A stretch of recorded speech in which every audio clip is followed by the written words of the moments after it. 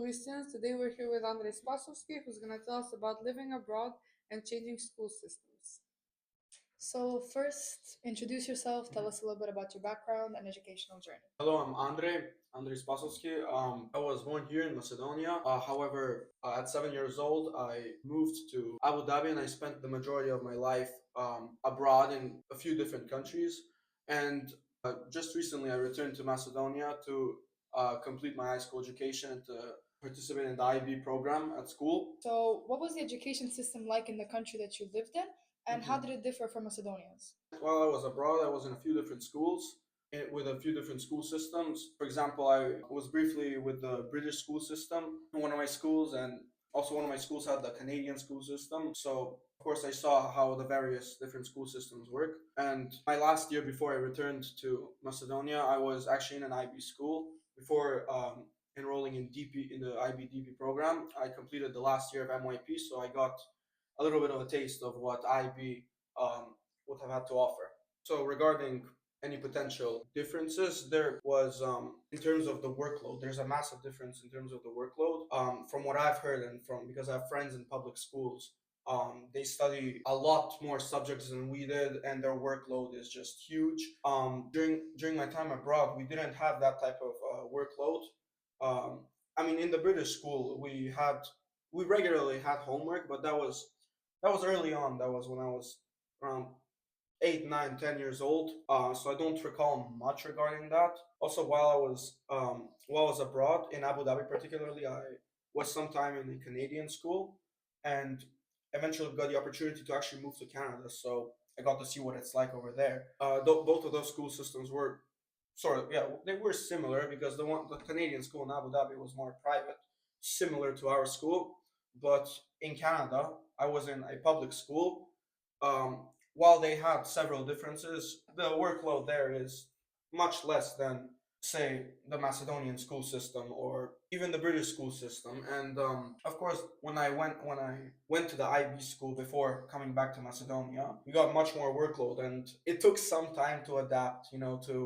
To I guess gain that habit of reviewing my notes and studying days before a test, not just the night before. Well, since you mentioned adapting and you've changed so many schools and you went through so many school systems, educational systems, Yeah. what were the biggest challenges that you faced and what are your methods of adapting to a new country, new school, everything? It was a surprise at first, seeing that type of workload after being in a more relaxed school system for the past, I guess, 4 or 5 years. Some methods that I used to adapt to this sudden immense workload was just to manage my time accordingly. Regarding that, of course, I had to resort to new techniques and new methods in order to succeed. I organized the slides depending on unit. I tried to regularly revise them, although although I did not in most cases. But regarding that, it's all about time management. That's what I would say.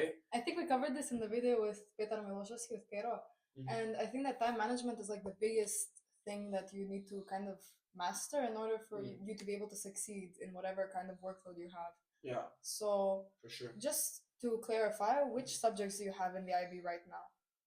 Right now, I have biology, chemistry, and English HL. I'm pursuing a medical path. Yeah, it's interesting having two sciences as HL subjects because time management is really key, particularly with my subject choice. With a program as rigorous as the IBDP, time management needs to be your priority, and you need to put school ahead of everything. So essentially, I would alternate between studying biology and chemistry.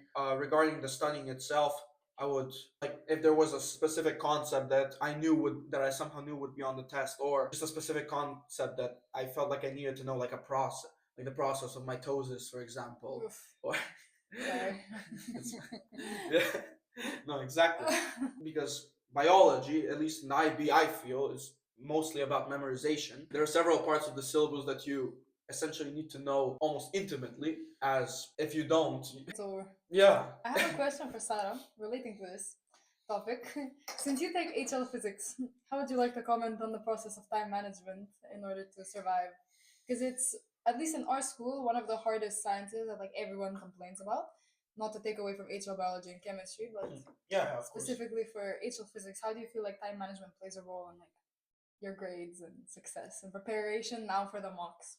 Well, for physics, it's not that much about memorization as it is for like practicing. So I think it would take a little bit more time. And to manage with that, for example, now for the mocks, I use Google Calendar religiously. Like you guys don't understand. Everything I do throughout the day, you can find there.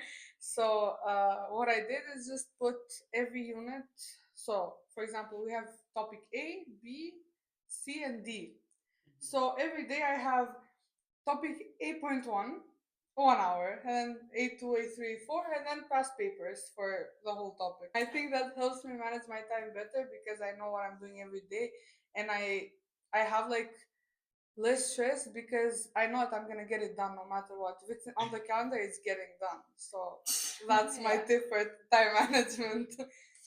What you said about time management, I'm actually going down that route too. When it comes to preparing for the mocks, as my plan is to, it's similar to yours, to just go through the theory, write down all the most important concepts that I know will be on the exam based on what I've seen in past papers and what our teachers have informed us of. And once I've covered the theory, once I've memorized all those most important concepts that I have written down, then I'll get to doing the past papers. Back to the topic of living abroad, I wanted to ask if there was any unique opportunities or experiences that you would say living abroad gave you, like something that you learned that people who, for example, stayed in Macedonia their whole lives wouldn't know. Living abroad has been rewarding in so many ways. For instance, it definitely helped me see the world, at least the parts of the world that I was in, from a completely different perspective. For instance, Abu Dhabi and Dubai, the Middle East, everyone sees them as these just glamorous, luxurious metropolises with like all these skyscrapers, buildings, and just luxury stores. But that's really only a fraction of the city. It's the same for Abu Dhabi. What you see they don't show you like the reality.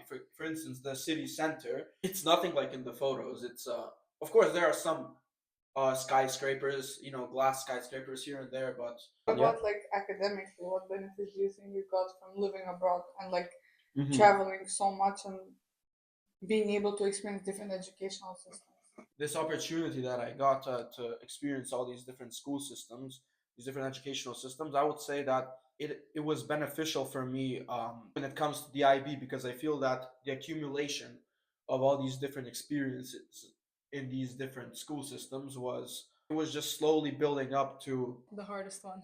Yeah, exactly. It was. Do you actually think Macedonia has the hardest educational system? Or is it specifically the IB and how like is it IB, or would you say that the public school system is also harder than the Canadian and British? Yeah, from that aspect, yeah, I would say that the Macedonian school system, in terms of workload and just overall, I guess, tests and just it's way more rigorous than that of the British and the Canadian school system. And granted, um, I was there only in primary school, but even from what I know, no, I wanted to add that that I knew people. I mean, back in the day, like back in the old days when I was 10. But no, I wanted to add that I knew people even when they were in primary school. And for instance, my cousin, we're talking about it, and his workload, even because he is here in the public school system, his workload was more than what I got. Even grade 8, grade 9, even the first few years of high school. With the first year of high school was at a Canadian school in Abu Dhabi, and honestly, I don't mean to critique anything, but to me it was a joke when you compare it to the Macedonian elementary school system. I mean, I think that's really true because my brother completed his first 6 years of like primary school or elementary school in the public school system in Macedonia, and then he transferred to the IB school in Nova. And one of the main reasons why he chose to transfer was the fact that he couldn't handle like the school system in public schools. Yeah, it was so difficult. They had so many assignments like for homework that my brother was literally drowning in work. And even though in the IB it's different, because for him he had to adapt to the difficulty of taking like the classical summatives that we have, because they're more, especially in MYP more like project based. Yeah. He had way less homework and tests, but that doesn't mean it was. I wouldn't say it was necessarily easier when he came to a private school, like in the MYP. Yeah. But it was definitely like they received more help and more assistance in getting to Yeah. finish the work rather than in the public school where he was. I think in public elementary schools it's way harder than in private elementary schools. Yeah. However, when you compare high schools, I think IB high schools, not just private ones, but IB high schools are way harder because That's normal because they're college coursework. yeah, I transferred to a private school in 5th grade, and when I went there, guys, I'm not joking, they were still learning the how many digits are in the number 1,000. And in public school, we were studying with X's, like algebra, whatever it's called. They might not believe me now. So in middle school, it was for sure easier. And then now, when I see my friends from public schools, the workload that they have versus ours, we have so much more. And this is just an opinion. I don't want anyone to. I think the thing that Andrej and Dimitri Jonov said in the previous video is true. I think they have more classes, but also those classes to each other are way more similar and can add on to each other. Yeah. Yeah. In a way that in IB, for example, English and biology, I can't really compare it. So I have more summatives for two completely different classes, whereas they have like 4 different types of math, but they all add on to each other in terms of knowledge and homework, tests, etc. So I think it's a very different comparison. So you mentioned your cousin was in the public school system in Macedonia. What made you want to pursue an IB program when you returned? After I actually convinced my parents for me to return to Macedonia, because I'm here by myself, we had the opportunity to enroll in an IB school such as ours, and I would say I know that IB is offered in like another school in Macedonia. I know that it's offered in American college, but some other schools. Yeah, that too. Yeah, our school personally was the most convenient for me, and not like in terms of proximity as well, but also I had previously heard very very good things about the IB program, and I of course wanted to enroll in a good university, and I knew that the IB would help me pursue that, and it offered that. So considering that I had the opportunity to essentially study the IBDP program, it was a no-brainer. And with the experience that I'd already had in MYP, I felt like you were ready. And I felt like it would be the most beneficial for me because at that point I'd spent 9 years of my life living abroad studying in English. So one of the reasons that I wanted to go to a private school where we learn in English was due to the language barrier. Like, of course, I spoke Macedonian still, but I assumed that studying in Macedonian would have been just much harder. Yeah, so much harder, and just at that point already felt like a natural language, sort of like my mother tongue, due to spending that many years abroad. You mentioned that you live alone now. Mm-hmm. So how did you manage to make your parents let you do and that? Why did you want to come back to Macedonia alone? Well, that is a good question. Thank you. But it definitely took a lot of convincing, like around 3 years of convincing, I recall, to convince my parents. I'm not completely alone. I'm with my grandparents, but it was a bit hard to convince them at first. But why would you want to come back? While living abroad, I had frequently visited Macedonia, and particularly in the last few times, it felt more like home than any other place that I lived at that point. Although I grew up here in my early childhood, it's still, when I visited, it just felt so much more natural and so much more like my home. Communicated these ideas to my parents, and eventually the opportunity opened up for me to move back to Macedonia. I was super eager on returning to Macedonia, as I don't know, I sort of gaslighted myself to believe that it was some sort of utopia when you compare it to the places that I'd already been. And in a way, in some factors, it is much better than Abu Dhabi and Canada. But that's crazy to say. Sorry. Yeah, no, didn't expect that because a lot of people in Macedonia, especially in IB, like study IB just to get away from here. Exactly. So it's interesting that you would want to come back. But so do you plan on returning back to Macedonia after college? No. Oh well. It was enough. I wanted to come back. No, I want to leave. that's exactly how it went. So, how would you say that the journey of going from Skopje to Abu Dhabi, Canada, and everywhere else has shaped you as both a student but also like as an individual person? So of course, being subject to that many different cultures and environments in my formative years, um, it shaped me. What? Is that actually how you use the word formative? I don't I know. think no, I'm pretty sure. Yeah, it's like the teenage years. In my summative years. I've never used that expression before. It just came into my mind. Bro's trying so hard. It's okay, bro. It's really okay. You don't need to use a big vocabulary. I I'm can't even upgrading speak. you. I can't even speak basic. I'm telling you, it's like the IO. You're trying so hard. I had something written down. Is it okay if I just look? Because I took a picture of my notes. Oh my god, we're okay with notes. Even I wouldn't do this. We made these questions. I was thinking about using ChatGPT for some of the answers, but I was like, no, I'll make them authentic. Yes. Wait, can you repeat the question? So, how has this journey shaped you as both a student and a person, like in your individual life? I wanted to point out, as I mentioned before, the experience and the opportunity that I had with all these various different school systems and these cultures and these environments. In terms of like my academic life, as I mentioned, I would say that that the buildup of all these different experiences that I had in these various different school systems, they all accumulated and prepared me in a way for the IB. Of course, I wasn't fully prepared. No one can be. Yeah, exactly. I was missing a lot of like the basic studying skills because I'm telling you, my previous schools, they did not require that much studying. I only saw like how much studying really is required if you want to, particularly in the field that I want to pursue, medicine. I remember during my first few years of high school, I was like, I'll worry about that later. I'll worry about the studying later. But yeah, it's here. Yeah, it's here. Yeah, there is no later. Later is now.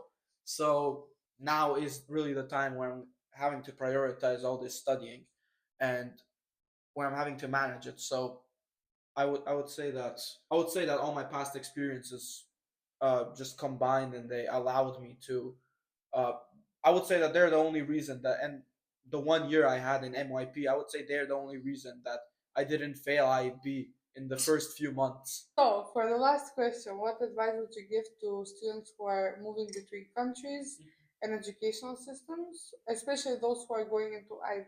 In terms of just moving countries, moving abroad in general, one thing that I like to say that to present as my advice is to really appreciate and cherish your surroundings, because I know there were a few points where I didn't want to stay there, and I just I wasn't making use of the opportunities that were given to me, which now I regret. For instance, being in Abu Dhabi, it introduced me to so many new experiences, like meeting people from various corners from around the world, and just experiencing life in that area of the world. Looking back at it now, I regret not appreciating it enough and not, as I said, making use of the opportunities that were given to me. And regarding the IB, my word of advice for anyone getting into IB is don't. Yeah, exactly. But except for don't. Yeah, no, but honestly, even if someone is motivated enough to do IB, which you need a lot of motivation, I feel, but of course, good job. But something that I would say in the middle of my DP2 years, prioritize studying in DP1, because it's important for university admissions and for your predicted grades later on. And just prioritize studying. Just even look back at past papers. Just try to prepare yourself the best you can, because I know I made these mistakes myself. I didn't, because I would say definitely now in DP2 I study a lot more than I did in DP1. And it's which more stressful as well. Too. Yeah, if you leave everything for DP2, it's way more stressful. So if you scatter it around for 2 years. Yeah. And because I mean, in DP1 you don't know what to expect. I feel like in DP1, for example, my biggest mistake is similar to this.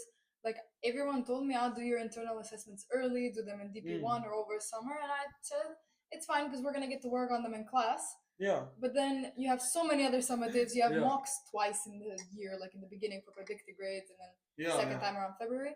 So you really take for granted the amount of class time that you actually have for internal assessments, especially. And I That's would say true. that the earlier you can start them, the better it's gonna be for you to study for everything else except that. So thank you, Andrej, so much for coming on the podcast. Thank you for having me. And thank you to everyone who's watching. And see you next Sunday.